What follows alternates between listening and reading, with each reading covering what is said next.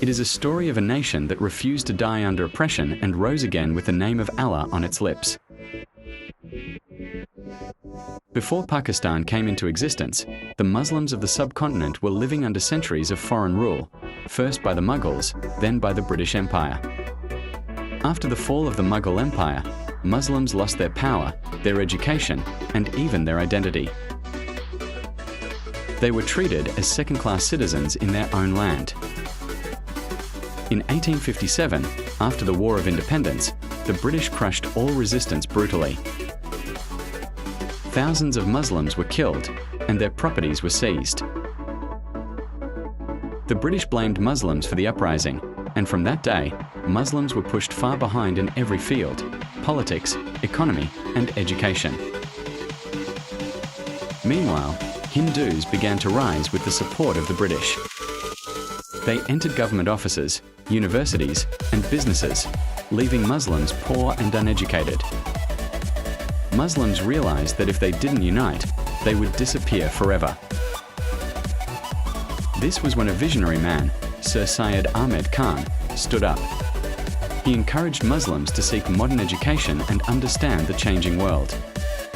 He founded the Allama movement, and his efforts gave Muslims a new direction. He said, "Without education, no nation can rise." This became the first spark of the Muslim awakening. As time passed, the political awareness among Muslims began to grow.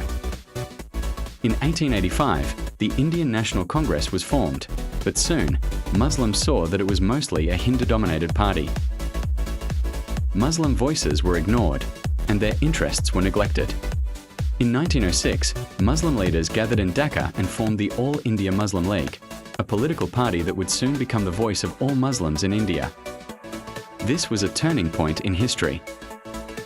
The dream of a separate homeland started as an idea, small but powerful.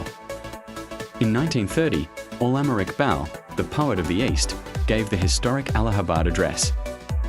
He said that Muslims are a separate nation and deserve a land of their own where they can live according to their religion and values. This vision planted the seed of Pakistan. At that time, Muhammad Ali Jinnah, a brilliant lawyer and politician, was part of the Indian National Congress.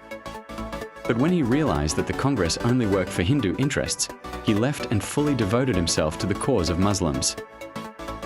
He soon became the leader of the All India Muslim League and the hope of millions. Jinnah's leadership was based on logic, justice, and truth. He was known as a man who never bowed down to anyone.